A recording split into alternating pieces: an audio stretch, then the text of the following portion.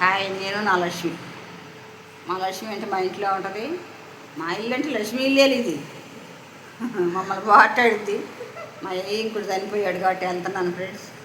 భర్త లేని బాధ ఏందో నాకు తెలుసా బాధ. ఒంటరిగా ఉన్నప్పుడు భర్త లేనప్పుడు చాలా ఇబ్బంది పడతాం. 2:30కి అమ్మాయి ఫోన్ చేసింది, వెళ్తున్నాం. ఇప్పుడు 4:30 వచ్చిందండి. మా గుంటూరు బస్సు 5:30కి ఉంటుంది. 6:00కంట. నేను 10 నిమిషాల ముందర వెళ్తే రోడ్డుకు నడవాలి కదా, వెళ్తాను. నాతో పాటు లక్ష్మి కూడా 2:30 కాంచి మెలుకుతో కూర్చుంది పాపం. ప్రతి కష్టం సుఖం మాటల్లో కూడా అమ్మాయి మాకు తోడుగా.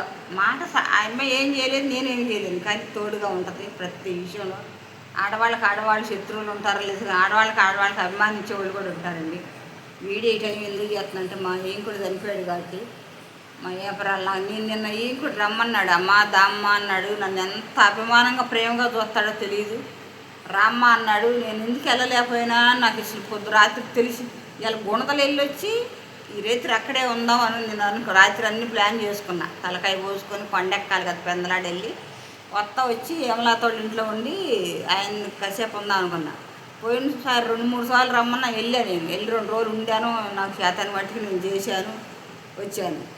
అతనికి నన్ను మరి ఎందుకు వద్దామ్మా ఎకరాలకు చేసావు కదా, ఆయన బాగా బతికారు, నాకు కూడా సేవ చేయమ్మా అన్నాడు. సరేలే అన్నాను. మొన్న ఆదివారం వెళ్దాంటే డబ్బులు తీసుకొని రమ్మన్నాడు 10,000. సరే చీపెద్ద బాబురావు హాస్పిటల్ చెప్పాడని నేను ఆదివారం వచ్చింది. నేను సోమవారం తీసుకొని వెళ్దాంటే మా గోపి అన్నాడు. నాకు కూడా ఫోన్ చేశాడు. గోపి అంటే మాలుడు. నాకు కూడా ఫోన్ చేశాడు. అత్త ఏముందిలే వెళ్ళపోతేలే అన్నాడు. పాప మా అబ్బాయికి ఇప్పుడు ఎంత బాధగా ఉంటుంది. నాన్న కోరిక ఒక్కటి తీరవ లేకపోయానే.